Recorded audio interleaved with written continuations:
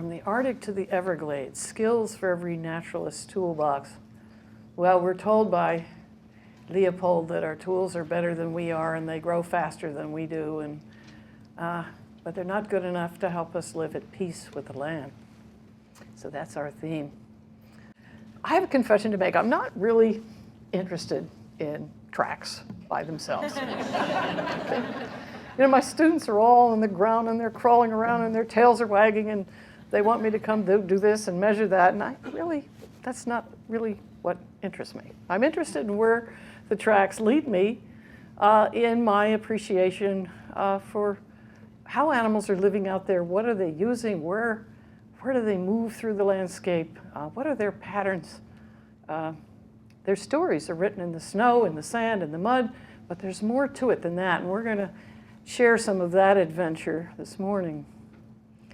Like, I'm sure everybody in this room, I grew up in nature. I was very fortunate. I grew up under the trees. My mother, father, grandfather, and great-grandfather were all foresters and landscapers. So you might say it ran in my sap. And this is what I preferred in life from the get-go. I was not interested in dolls or shopping, that's for sure. I came to this place 40 years ago. This is what I have called it, Wolf Run. It had no name, but it's a region, and my study area within this roughly 200 square mile, relatively roadless region is roughly 6 square miles in size. And I started out in '76 with a number of informal routes that I would regularly walk and just look around, see what was out there. For example, here, when I moved here, the beavers had just come here for the first time since they were extirpated from the state well more than 150 years ago, perhaps more than that. No one really knows the details. There's a wonderful book, Alice Outwater's book, A Natural History of Water, and I learned so much from that book about how powerful the beaver is as an influence on the habitat that so many other organisms share. So I got to watch this watershed become a beaver flowage. And so an awful lot of my learning has been focused on these wetlands and their adjoining upland habitats. When I moved there, I was a young woman, and it was a young forest. Young forest habitat. Most of the trees were 6 to 8 to 10-inch pole-sized trees. There were occasional scattered witness trees along boundaries, but it was a young woods.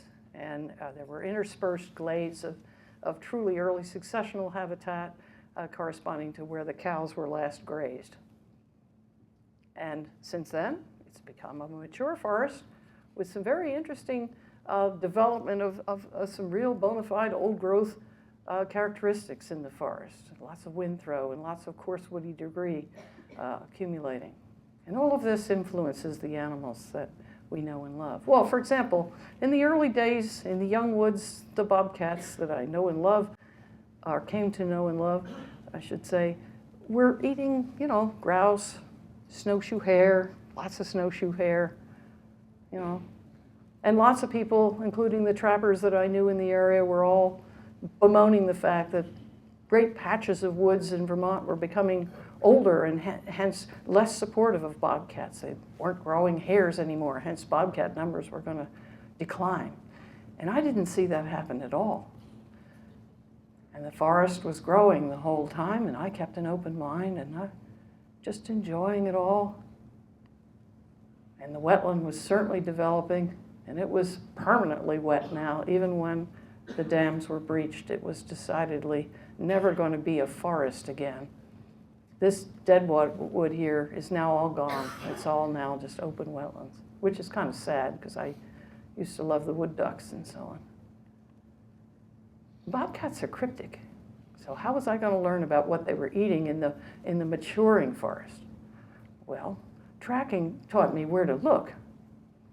And tracking in the snow especially taught me what they were eating. And I was learning that they were making great use of the once young sapling oaks that are now mature, that were making acorns that were feeding newcomers in my woods, turkeys. And Squirrels. We didn't have gray squirrels there then. These leaves are in the process of falling. I learned that they use 3 distinct habitats within my study area that provided them with security habitat, what we call thermal habitat, where they could rest in the sun, especially in the brutal cold winter days and days of deep, deep snow and deep cold, and they just weren't able to hunt successfully, so they would hunker down and wait it out. And unlike us, they have figured out that there are times in nature when the best way to save energy is to not use it. So these cliffy refugia, as I came to call them, are massive cliffy areas with lots of what I call catwalks and lots of places that these extraordinary athletes could vertically jump to with accuracy, walk along, and get into secure habitats where they were safe from enemies, where they could keep warm, where they could have their kittens in May. And mother is a single working mother, so she needs a good daycare center, and there's no place safer for her kittens than some high wall of cliff where they are sequestered, and nothing, not even the fisher, can get to them.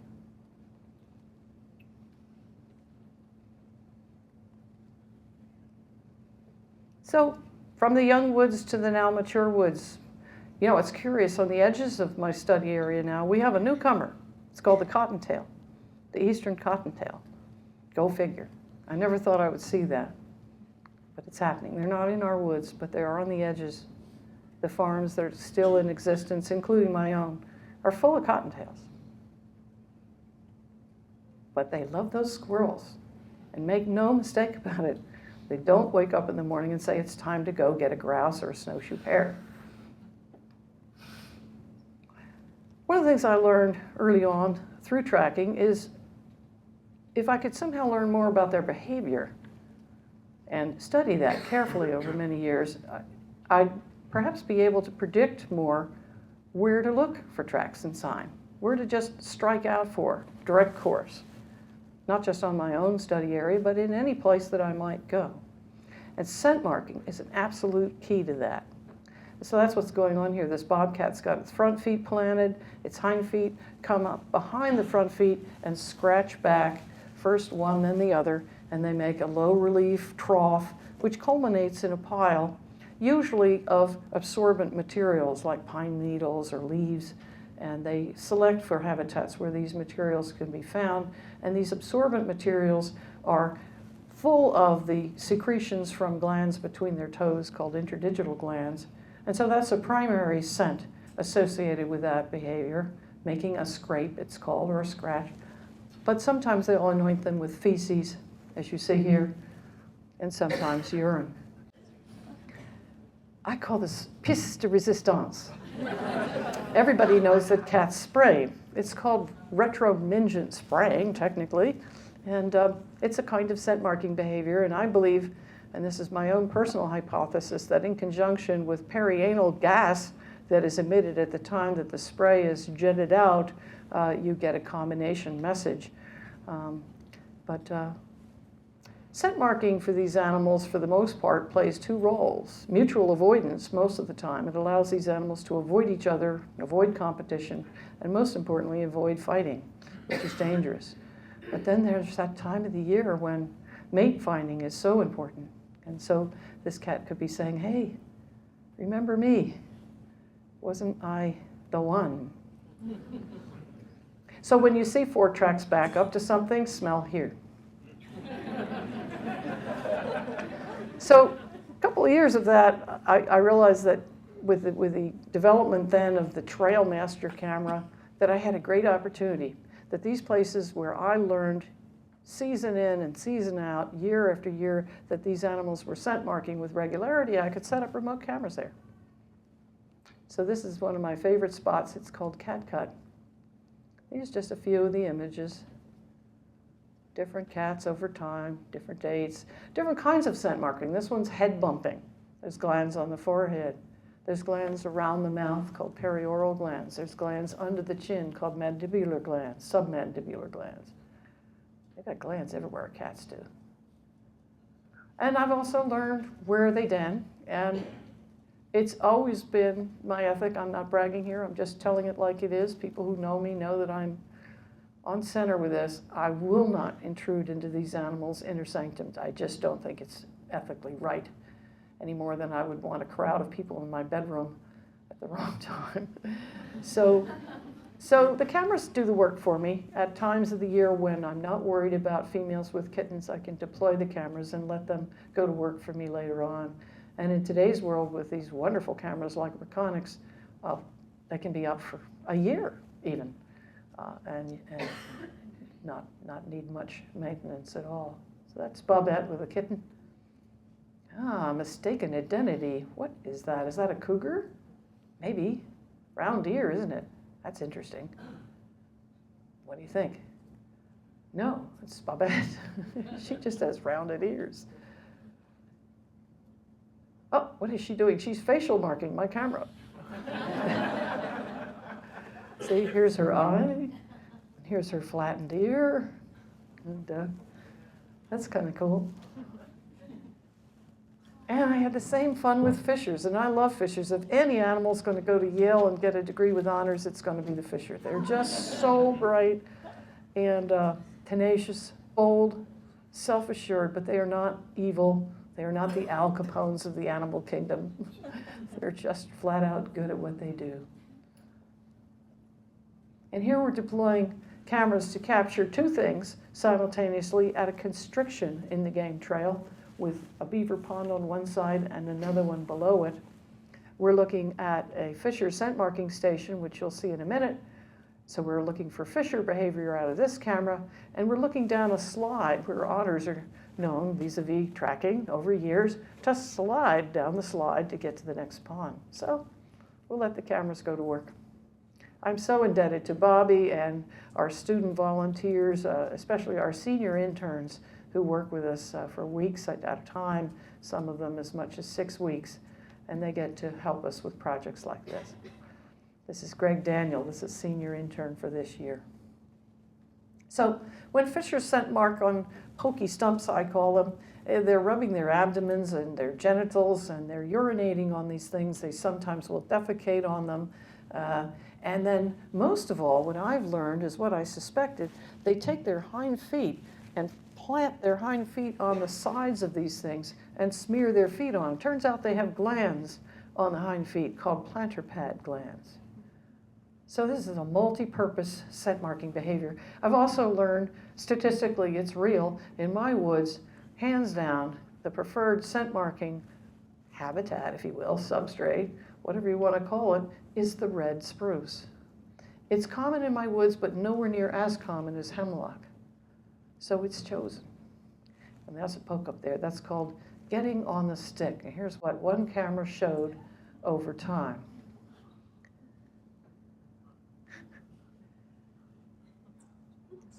That's her, by the way. Here's another scent marking station. This is on the witness draw transect, and this one's a winner. Check it out. The females are like female bears. Their faces are longer, their ears are bigger looking, although it doesn't show in this picture relative to the skull. The pointier faces, definitely more delicate features. That's a female. I think everybody here, being naturalists, can tell us what sex this animal is. That's incredible, huh? Oh, but it's not just for the boys. Wait a minute. Now, this is really getting different. I decided that year that even though the breeding season for fishers and the real heightened communication series season is in February and especially March and early April, I decided the heck with it. I'm going to leave the camera up all summer, all fall. Let's see what I got. Well, that bear is shuffle marking right beside the fisher son. Oh, now what? Now, this cat is clearly engaging with this. If you think this is an accident, think again. Huh, interesting. What's going on here? No one knows.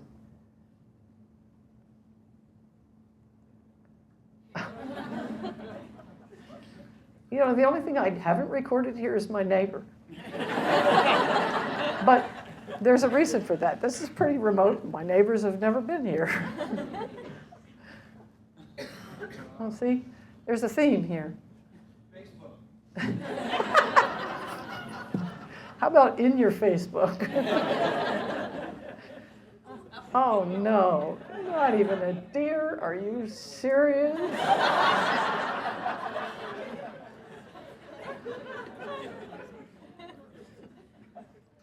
I love lynx. It's one of my favorite animals. They are the physical embodiments of the dazzling, snowy-filled world that they live in. I like to think they are ghosts. That's one of their many names, ghost cat. And they are really, at times when you see them in the woods especially, broken up by foliage in front of them, they're like apparitions, really. Embodiments of another time before our ruinous enterprises. If you think you see a lynx, look for a black tip tail, solid. Bobcats don't have that. And look for these giant, long ear tufts. Bobcats don't have that either. And if you can see the feet, they're effectively bedroom slippers. They're really handsome creatures. I participated in a number of meetings over years out west called the Western Forest Carnivores Committee. And it was incredibly frustrating to me because I was like everyone in that association of biologists. We were desperately trying to list lynx as threatened, which we were successful in doing, even though there was some political pressure against it. But the Western biologists were pretty well convinced that we had nothing going on in the East. Zip, nada, nothing. And I knew better. And there was nothing I could say to persuade them that the East wasn't wall-to-wall cities and highways and people, and that there was, in fact, plenty of room for lynx. And the only Western biologist that had any room for that in his heart was a wonderful man, still very much active, Gary Kohler out of Washington State. And he agreed with me that we had a vast amount of suitable habitat for lynx. Well, it was literally just a few years after the listing that we did find lynx, and biologists in Maine collared lynx and studied lynx, and came to find out we had the largest breeding population of lynx in the lower 48. And so I went up and visited and shared my thoughts, and here we are at a den of some Maine lynx kittens. Really something. Keep an open eye, keep an open mind on this, because the whole idea in the West was that lynx live in old-growth forests that are characterized by coarse woody debris. Well, I will completely agree with that. But here in the East, lynx were denning in 15, 20-year-old clear cuts in Maine. That was a preferred denning habitat. It's not something the Western biologists had thought about. Incidentally, I think that must be milk on that one's lips. Mom was in the bushes growling at us. Now, take your hand and cover the face of that animal. And what's that look like? Rabbit, yeah. Repeat after me. Form follows function. Or you are what you eat.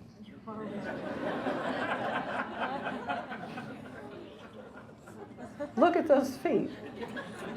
I got onto this because I was doing a telemetry project studying mountain lions in Alberta, and I kept coming across lynx tracks that when they were running after snowshoe hares, they were running like hares. They were running with 2 front feet landing like this, overstepped by 2 gigundo hind feet, and I thought, what is going on here? See? I proved and wrote an article, it was published by the Forest Service, that lo and behold, lynx have bigger hind feet than front feet. No one knew that. And that inspired this. Isn't that wild? We have this, and if you ever want a really cool program for the whole community where you can get multiple sponsors to put the show on, it's called the Wildlife Event. You can read about it on our website. But this is just one of hundreds of things we bring. We have every North American skull from least weasel to polar bear that you could see on the table, and on and on. Enough said. This is the animal that I really, really get excited about. If I'm going to come back in life, it's going to be as a puma. And they're coming. And when I first started formally studying mountain lions in the early 80s in the West, in a number of states and provinces, I was pretty well bludgeoned by my Western colleagues into thinking that the East would never see mountain lions here. But I am now convinced otherwise. All up and down the Mississippi corridor now, in numerous states, there's definite confirmed sightings, and in some cases, small populations building. It'll change how we do picnics when they get here. But it'll be the best thing that ever happened to our forest, because that's the thing that's missing. The apex carnivores, the wolves and the cougars, are missing. And as a consequence, in some habitats, the deer run amok of the habitat, and you all know that. And so we need these predators back in place. And deer are good at being deer. Not all deer are going to get eaten by cougars. Never have, never will. Those that survive will be fleet, fast, aware, strong, intelligent, and that's the way the world goes round. The cougars won't be here until we see populations beginning to develop as a result of males and females breeding. And so far, my best guess is that the only thing we have going on is occasional transient males that somehow make it here, including the Connecticut cat that started in South Dakota and went all the way up through Minnesota and around through Ontario and down through Lake George region, then disappeared and wound up in Connecticut, where it was eventually killed. So too with wolves. There's a real impediment for wolves to really make it into our northern forests here in New England and New York because of the habitat in Canada, in part, in places, but mostly because of the trapping pressure in Canada. And I'm not here to pass judgment on what Canadians decide is okay, except that it seems to me we Americans might influence that by offering Canadian trappers top dollar not to trap wolves. That might be an easy fix. In the meantime, we have the coyote, which is a real success story. And this one's going to go to Harvard and get 2 degrees with honors. And I love coyotes, and I think they're just remarkable animals that are unnecessarily vilified, and I'm ashamed in my own state that our Fish and Wildlife won't take a stand against the coyote derbies, which are these competitive expositions of all the animals that one gets to kill and who gets to kill the most and the biggest and the smallest, etc. It's a heinous showing of our lack of caring. And enough said. This one's begging for regurgitation. You probably all know that. I call it the hot lunch program. And the hot lunch is imminent here, although I confess I was giggling and I just couldn't be fast enough. I was too in the moment to even take the picture. And we love our deer, and I'm a deer hunter. I learned that from my cougar colleagues. I woke up one morning and I said, why am I eating hot dogs? So I go out and do my part as a carnivore once a year. And the rest of the year I love them with all my soul and seek to understand them and conserve their habitat, at the same time being mindful of the fact that they're excessive in some habitats.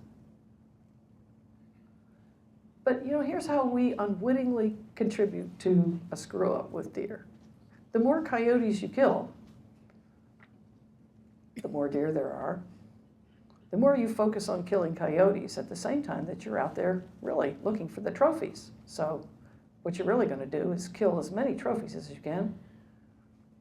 And that really messes up things, because more mature bucks like this, scent marking in their habitat, biostimulate does and choreograph the rut and concentrate it, with the result that does come into estrus in a rarely concentrated period of time and give birth at the right time the following spring, early summer, and when nutrition is optimal, when security cover is optimal, and the more does that birth at once are doing what we call swamping.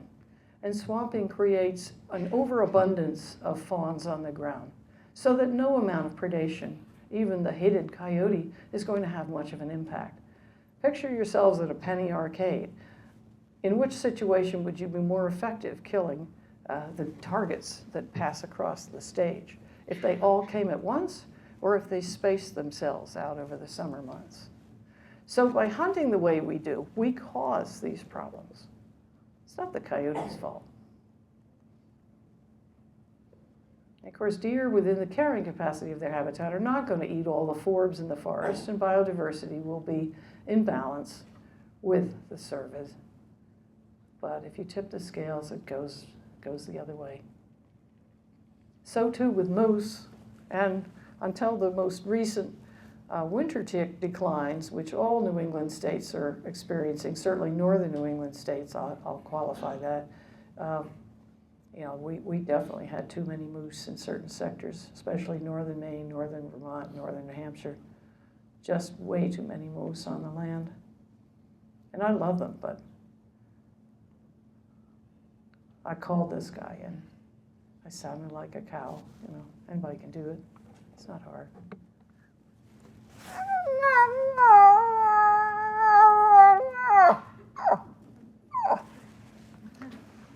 But he came too close to me. And I really thought that, he was going to try and breed me, because I forgot to tell you one important point. I used some cow in heat urine as a cover scent. Oh well. So I call him boyfriend. You do not want to come back in life as a balsam fir in country where there are too many moose. And so here too, we will have to really be creative as certainly wildlife managers on behalf of our agencies, but we here in this room, naturalists, concerned about so many different species that share this forest with moose, we need to really be thoughtful about how we're going to manage moose to keep their numbers within the carrying capacity of the habitat, so that these winter tick declines are not as horrific as they've been in recent years. That is definitely, in part, density related. Winter ticks are definitely here. Climate change is definitely helping them out. That is real. But too many moose certainly increases the transmission of the parasite, increases the abundance of the parasite on the ground. And a moose carrying too many ticks could carry over 100,000 ticks on its body. This animal, for me, at Wolf Run and elsewhere in the Northeast, is really the embodiment of wild. It's just so thrilling to see bear sign out there, and occasionally see bears, although from a distance. And scent marking, again, is my favorite thing. What's going on here? This bear, contrary to what this picture might suggest, is not being aggressive. This bear is doing quite the opposite. By scent marking, clawing and rubbing of body, and in some cases biting of trees and sometimes shrubs, these animals are communicating their desire to space themselves throughout the habitat and avoid contact with one another. It's called mutual avoidance. The famous cougar biologist Morris Hornacher coined that phrase, describing cougar behavior, which is very similar. But in addition to mutual avoidance, there's mate finding. And remember that date? No, I don't know that I do remember. I think that was the year that I bred with 4 males. Which one was you?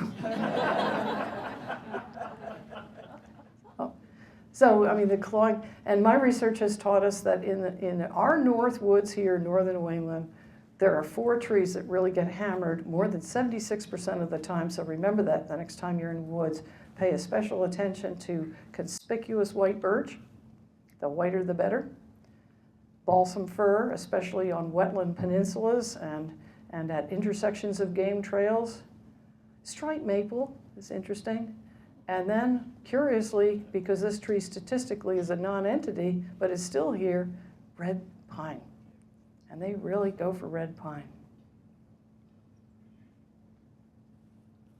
See that little one there?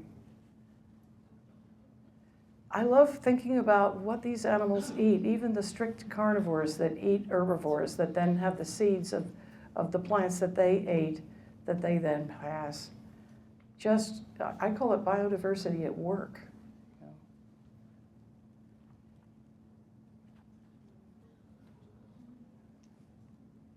And the habitats that support all these different kinds of plants are no less important. And bears are really good at accessing it all.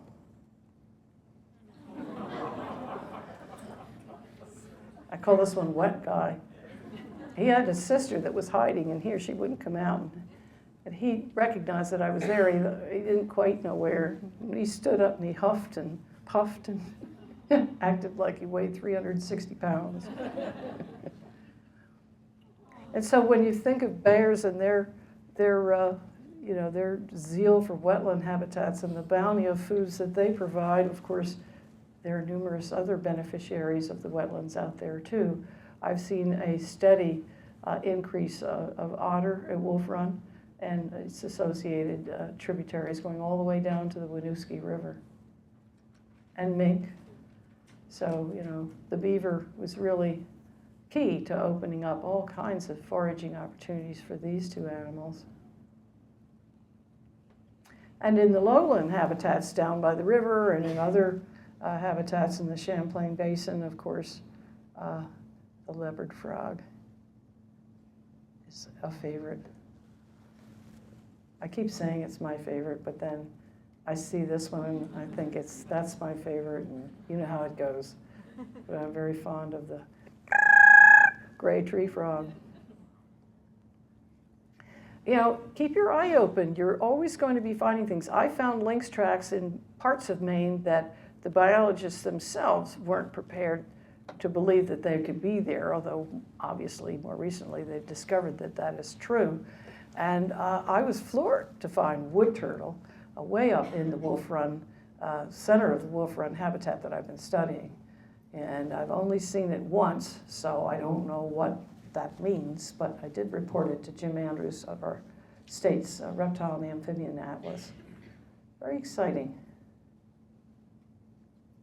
So back to the wetlands again and the bears. I learned there was one section of the wetlands that I've since purchased and protected with the Northeast Wilderness Trust that had old growth on it. And I noticed early on that those big old trees were being sought out by bears. And I would regularly find bear beds at the base of these trees and scat and evidence of scent marking at the base of these trees, especially the big pines, but also some of the big hemlocks. And so I now have almost 40 years of data on this. And what goes on is mother brings her infant cubs, not the 2-year-olds, but the cubs of the year, to these trees in the early spring. Right now, as we sit here in this room there at these trees, she's feeding in the nearby wetlands, trying to get some of that green up of sedge. She's going to need a little luck this year. That's not happening yet. But ordinarily, that's what she's doing. And the cubs are sequestered in the trees for their safety. Nothing can get to them up there. And then when she's finished, she comes back and they come down and they nurse at the base of these trees. And so from then on, these cubs associate these trees with comfort and safety. And if you're a tracker, you're going to remember that, because you can go anywhere through the woods, and if you see really big trees, you might want to go up and look at them and look at the environment around them to see if you see evidence of bears. A lot of times you will. They like the big evergreens because of the evergreen foliage for concealment and thermal cover, but they also like that ladder-like spacing of big branches for easy climbing. And the nearby wetlands that are open to the sun and producing swelling buds and early flowers and sedges, they're a boon to the bears. Some of the first foods mother bear can really have in any quantity. And then as it really starts to green up within the more flowers, the baby leaves even of beeches and hornbeam, for example, are two favorites. And then the summer is just an open floodgate of foods. Think of all the plants out there that make it happen for bears and fishers and foxes and waxwings. It's just incredible.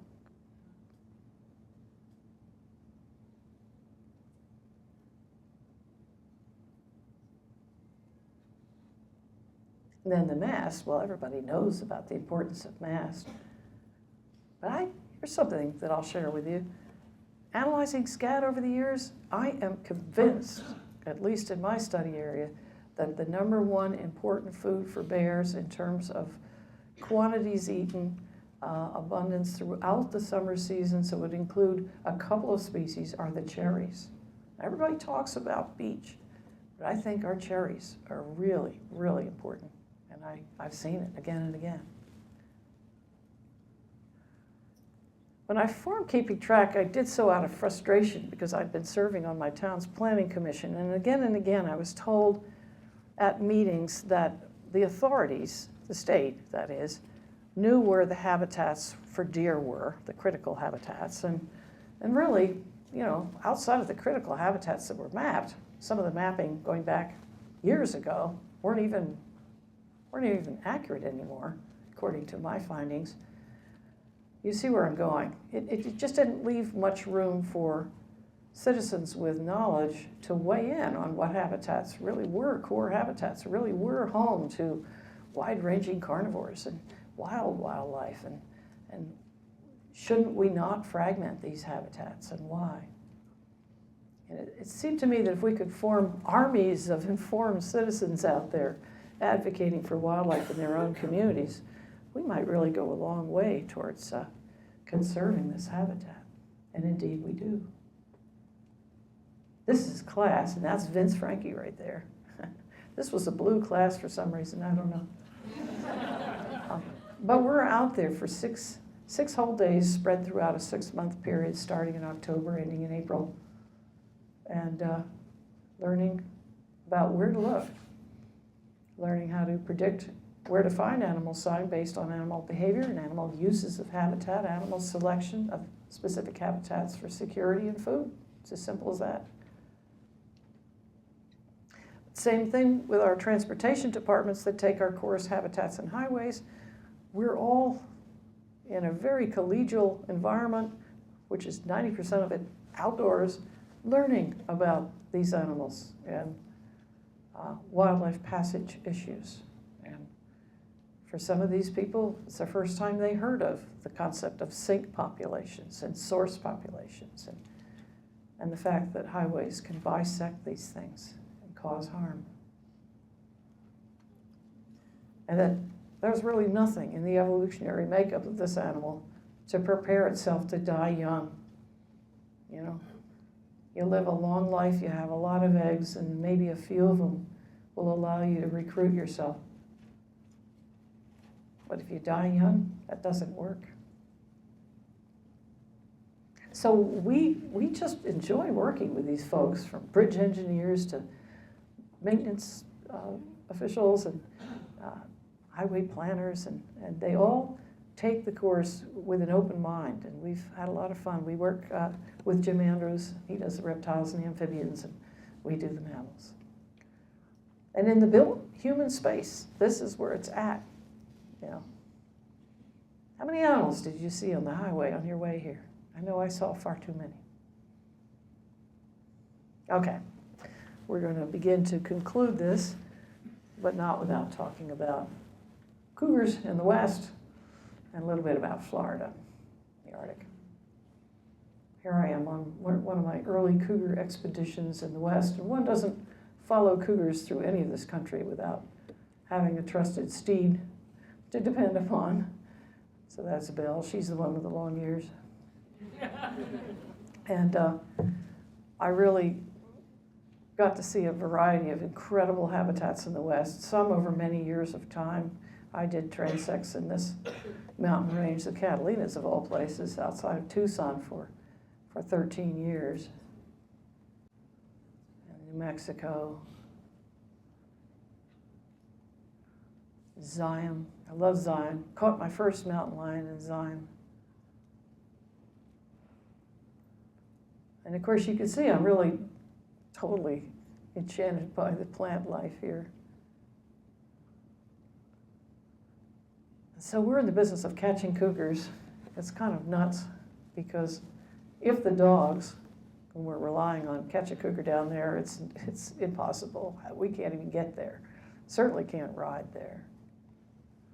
But the dogs are down there, daggone it. Oh no, now what? This one's saying, arr, arr, arr, arr, arr, arr. Translated, it means, it's here, it's in this tree, we've been here for half an hour, where are you? And this cougar's having a bad day. This is a young female.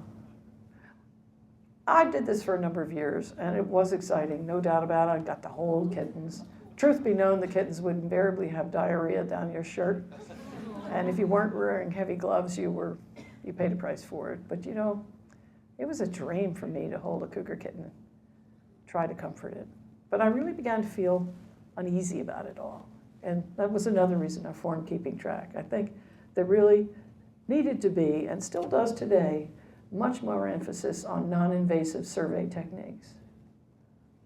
And so Harley Shaw, the famous cougar biologist of Arizona, myself, and Sheridan Stone, civilian biologist working for Fort Huachuca, an Army base, we formed a track count that went on here for 20 years, non-invasively surveying mountain lions over this vast mountain range, and looking in particular at connective habitats that connect this sky island with another sky island, another mountain range.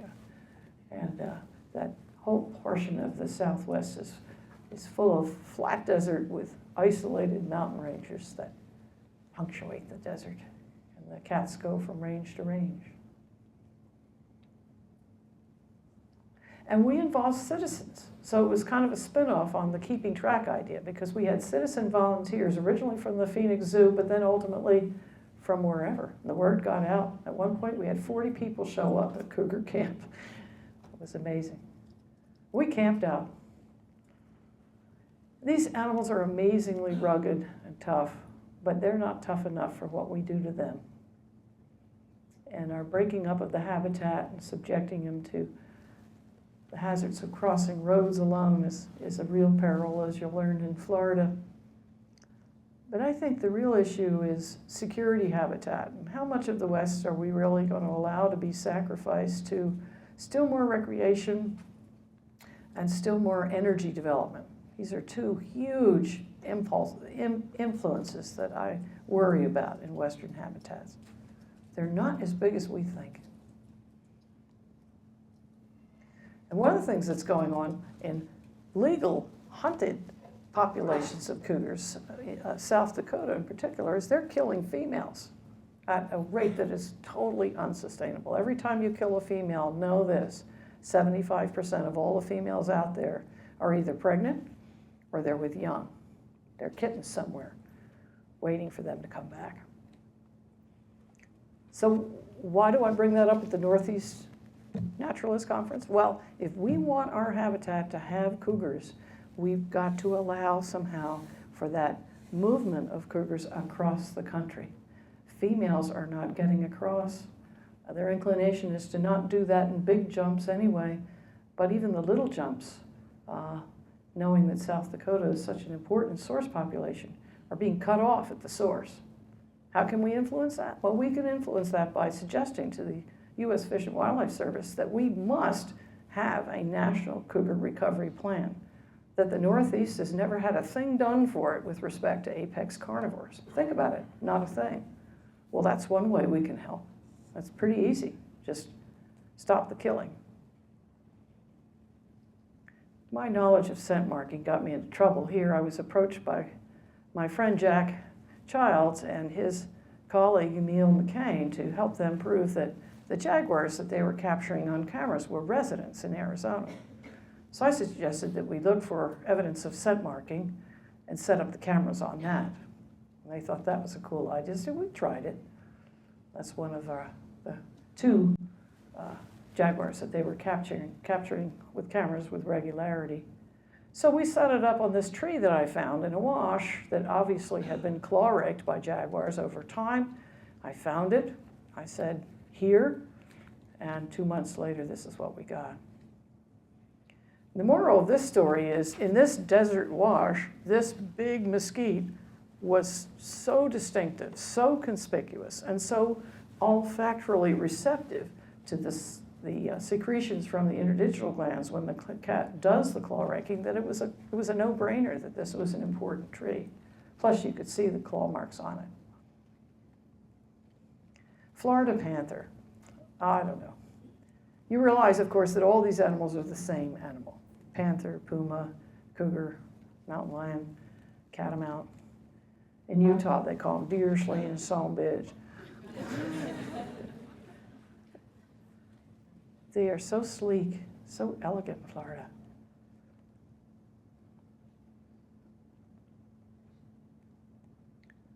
But this is not working, wasn't working then, isn't working today. The development pressures are horrific. But Florida's made a great attempt at it, and I don't want to be a critic here. As George Bernard Shaw says, wandering around the battlefield, shooting the wounded. I don't want to do that. I think Florida deserves a lot of credit, certainly in the past, for rallying for the panther, creating the state animal, throwing some real money at research and habitat acquisition. And while it's not perfect, it certainly is a model I'd like to see tried elsewhere. Because at that time, the panther population was going down the tubes right before your eyes. They were going to disappear in our lifetime, way shorter than that. Kittens like these were being born with heart murmurs and birth defects and reduced sperm motility. They couldn't breed successfully, compromised immune systems. They were a mess because of because they were inbred.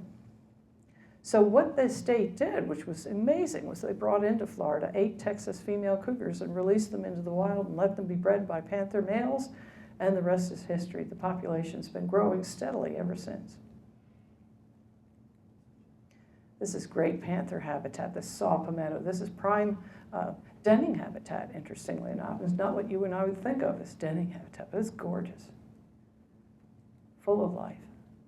And who would think of panther? See, I'm raised on cougars out west, and when I first saw this, I just shook my head in disbelief, but they make a handsome living in these places. They know where the dry parts are. Gorgeous. You just 1 inch of elevational change, entirely different habitat. It's extraordinary. Lots of water. Lots of fun. These are the little oak toads. Aren't they adorable?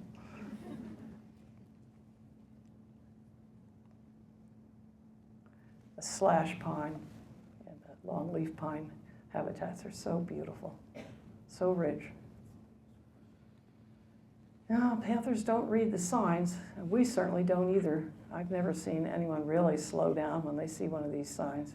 With the result that today, at least a dozen animals are killed every year. So even with the growing numbers, that's a very disturbing trend. Interestingly enough, some males now are crossing the Caloosahatchee River, and there have been animals that have made it successfully all the way to Georgia, so keep your fingers crossed. There's great work being done in Florida, especially by the Defenders of Wildlife, and you should look up their website and see the work they're doing, especially working with ranchers and large landowners to get them to participate in putting aside appropriate habitat for connective corridors and extended core habitats. Phenomenal work. Okay, now we're tracking out west again. This is in Alberta, and this is more of that hands-on stuff, which I grew to be uneasy about. I was tracking her one day, and I didn't even know she was there, but I detected a change in the quality of the signal on my antenna, and I looked up, and there she was. The only thing I saw was this moving. I don't know why cats do that. If she had moved her tail, I never would have seen her. I think we need to be concerned, as professional naturalists, we need to concern about security habitat across the whole world. Where are the places where it's really wildest still, and where these animals can really have their privacy still? No ATVs, no mountain bikes, no hovercrafts, no helicopters, no teleskiing, no energy development, just to name a few. It's all over. There are too many of us, for heaven's sakes.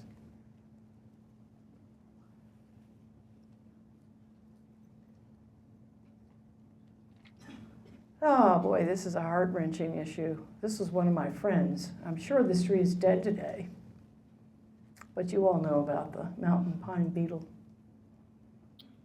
Yeah, this is a climate change deal, to be sure, for the reasons that are listed here, and no doubt others that we don't even know about. But you know, I read a paper a year ago written by a biostitute, I'm sure, and he maintained that the loss of these whitebark pines and liver pines weren't going to really compromise the habitat for grizzly bears. Now think about that for a minute. They eat the pine nuts, big time. It's a very important source of protein and fat for them. And the only thing, and his data was, it was thin, it was not well done, it was not a good study, and it was, while it was peer reviewed, it clearly had an agenda.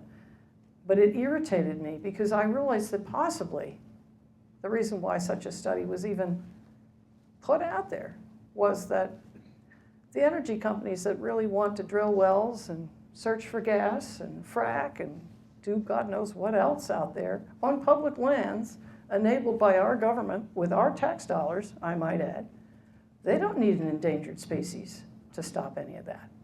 So it's a good idea to keep the grizzly off the endangered species. I'm guessing. I'm an extremist, and I got myself in trouble with regularity talking like this. So, but it's so special, and it needs us. These are our tools. We know this stuff. We got to say it. You know, these aren't wind farms. They're no more farms than I'm Queen Elizabeth. They don't belong on our mountains. And these are the reasons why. They fragment, they kill animals. And, you know, even if you wanted to analyze just how effective these are at giving energy, which, by the way, why are we still wasting energy? Shouldn't we be dealing with that issue first? Why are we still wasting energy? This is country that is truly wild. It's special. The mule deer love it. This one's going to take a long journey and wind up in the Pinedale Anticline, maybe. Certainly the pronghorn that live with this one, his neighbors will. But it's changed. The Pinedale Anticline is no longer a, quote, critical habitat decreed by Wyoming Game and Fish. Overnight, Pinedale Anticline has, I'm sure by now, I haven't been there in 3 years, well over 1,000 wellheads there on it. Every one of them has a road to it. Every one of those roads is driven every day. This is in critical habitat. You couldn't have put a hot dog stand here 20 years ago. So what's changed? Is this a disconnect, pardon the pun? I don't know. This is clean and green, we're told. We're going to go get it. What are the chances of me getting this picture? Deer don't read signs.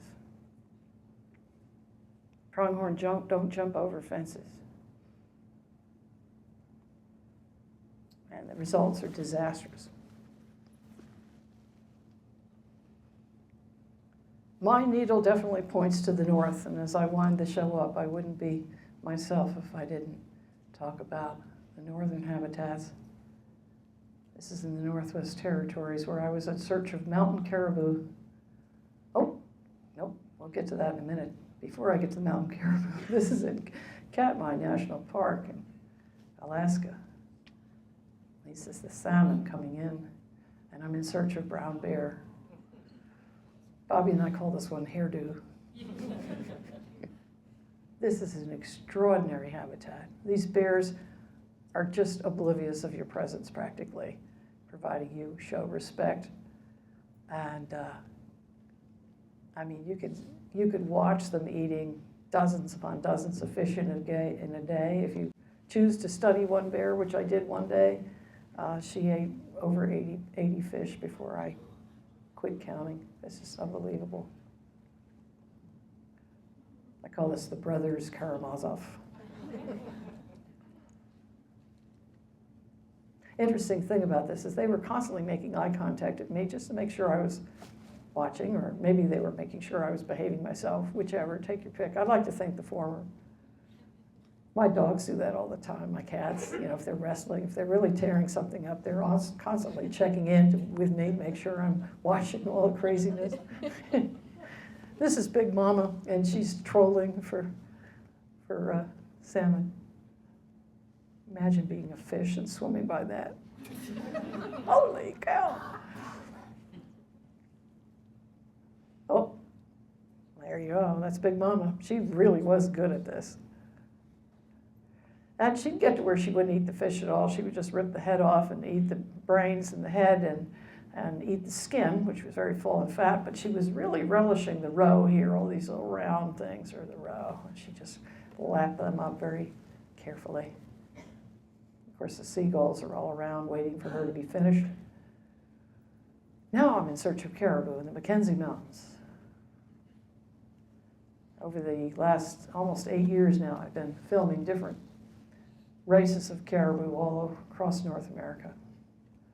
And here I'm in search of the mountain caribou, which is an ecotype of woodland caribou that live in these high elevations. And this year that I was here, climate change, thank you very much.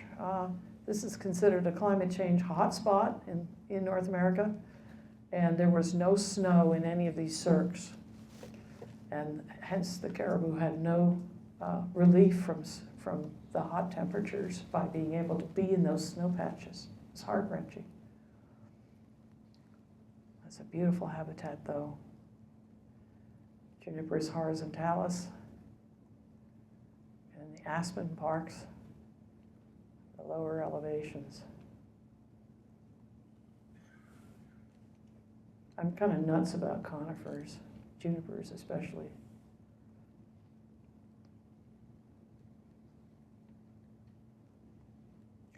Get around this country, we used horses. These are the ancestors of our Morgan horse. So it's a good way to carry all that camera gear. You needed a crane to get up on this horse, though. 17 hands. Beautiful country. And there are the caribou. We sneak up on them. They have the biggest antlers of any of the caribou that we can see out there. And then, as we conclude, the Arctic. Just a stunning landscape. This is in Nunavik in northern Quebec, some 500,000 square miles of wilderness. And we need to speak out for this place, because this is the last really huge, if you add to this its adjoining boreal forest, it's a huge wilderness in the east that is as big as anything anywhere and bigger than most. And I'm afraid there's going to be pressures on it. Gold, diamonds, uranium, lead, nickel. Yeah. It's not tar sands here, it's other stuff. There are no roads in this habitat at all. Just caribou. The largest caribou herd in the world lives here, the Leaf River herd. At one time, it had a partner herd in the same range, the George River herd, and together, the two herds were well over 1 million animals. It's unbelievable.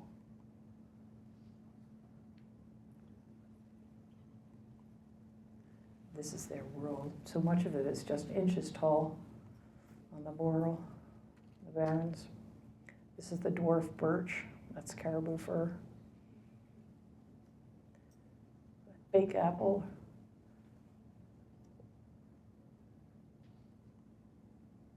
Just stunning plants. I thought I'd miss fall colors in New England, but I discovered that there are fall colors happening there big time.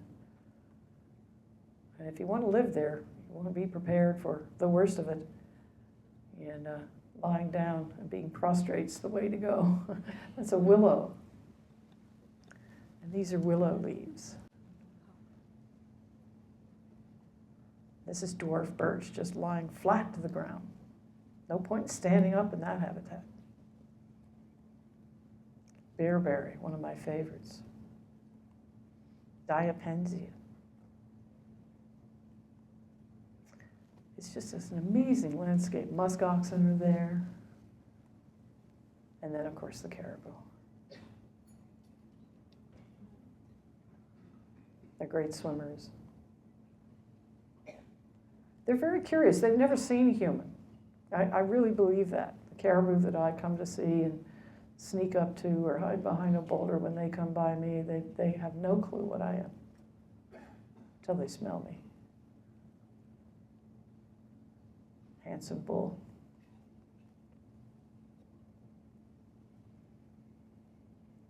I really think that E.O. Wilson has the right idea. We need to just save half of the planet for the animals. Heard? Okay, has everybody heard about that? I think it's a great idea. And this is part of it. Not a single thing is allowed on this land but the animals and those that love them. Sound like a plan? Well, you know what? It's not going to happen if we don't build a groundswell of people insisting that that be so. It won't. The industrialists and the politicians that they support have a lot more energy and money than we do. We're tracking here, big old wolf track and a caribou track. And we saw them on a distant hill. And I said to my guide, I said, I'm going to howl and see if I can't get him to come over. And he laughed at me. At that point, he still thought that all I knew how to do was to wash dishes and drive cars and serve cappuccino or something. And I said, oh! Well, daggone it, the wolf did come. Check me out.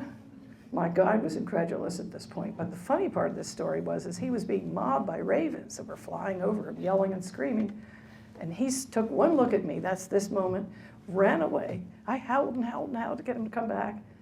No, he didn't, but the ravens came to me. At this point, my Inuit guide was laughing so hard tears were strolling down his face.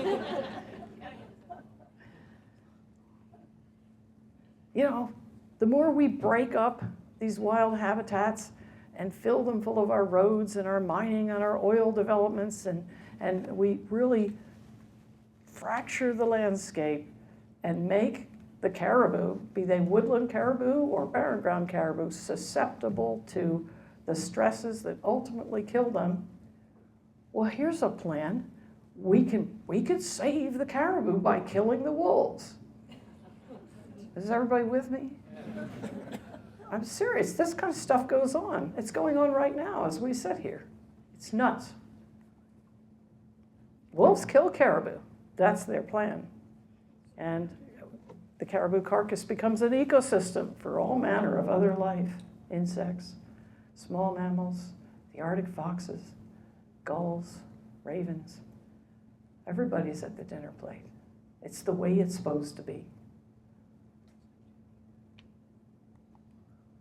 I call this one the belted Galloway bunnies. I said to my guide, I'm going to go take that picture. He said, what do you want to do that for? I said, I'll show you when I get back. That's one of the miracles of digital cameras. I showed him that. He couldn't believe it. And then it's fitting to end this show with this, the migration. Oh my God, you can sit here for days and not see a thing, not even a warble fly. And then suddenly, the ridge will become alive with bodies moving across. Thousands of them.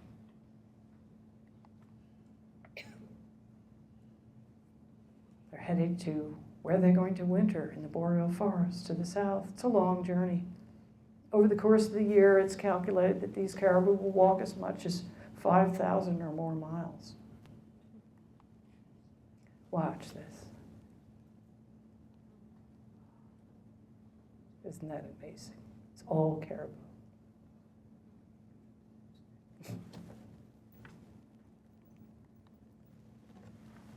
You know, she needs this habitat. And in the face of climate change, the famous caribou biologist Ann Gunn said it best, they need their space. They will play it out. And they've been successful before on this planet at dealing with real climate change and real hardships that go with that. But the one thing that's different now is us. We are cutting them off, breaking it up. We're adding to their stresses. In the boreal forest, 1/3 of all the trees on the planet in the boreal forest, a circumpolar expanse of 7,000 miles or more.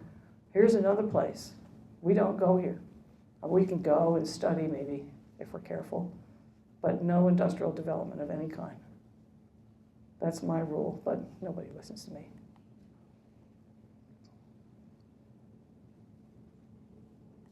This is where they go for the winter. As well they might. There's shelter here. As cold and brutal and cold as it can be, there's still shelter and food. It's one of my favorite trees, the black spruce. Oh, we're going further north in the Arctic. We're on the Arctic coast now, Beaufort Sea, and that's polar bear. Feet are covered with fur. That's my boot track, of course.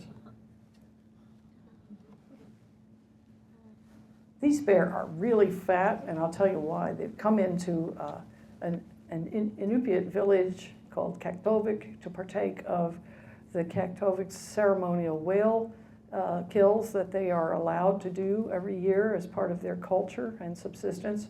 And they very wonderfully take the carcasses out to this remote part of the village, out in the peninsula really, and the bears get wind of it and show up. And it's a real bounty for them. So this is the remains of a bowhead whale that's been feeding bears for several weeks.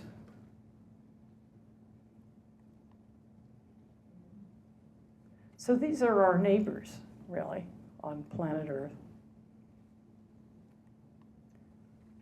And the tools that we have that do, in fact, grow faster than we do and are better than we are, well, I like to think it wasn't always so. This is a tool. I found this in Ungava. My Inuit guides have never found one.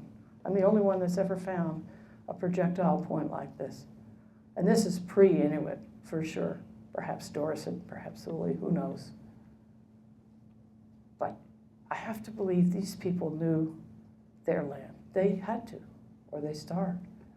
And we could learn from them. These are Inukjuks that they set up, trail markers, that have been here for hundreds of years, guiding the way across that vast barrens. There's a humility in these people that I love, those that are still in touch with the land. We need that. This is nuts. We're trying to woo these people day in and day out that this is what they need for their land.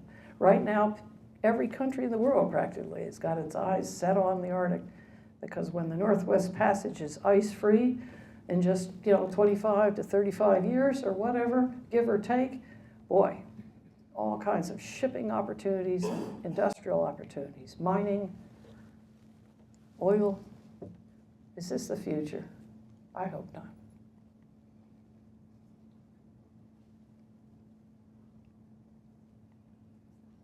These are our tools.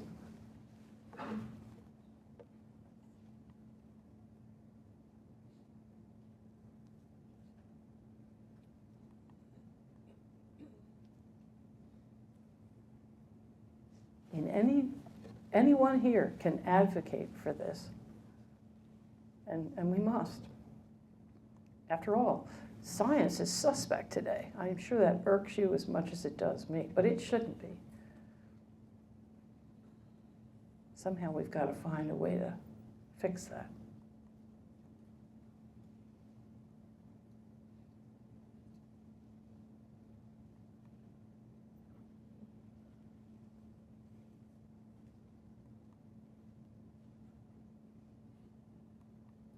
I'd like to conclude with some lines from a book called Incident at Eagle Ranch and by Donald Schuler.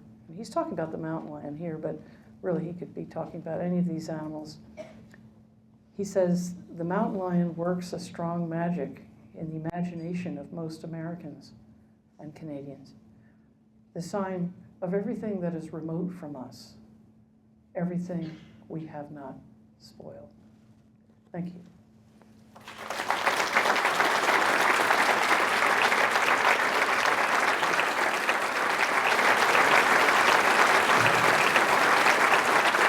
That was amazing.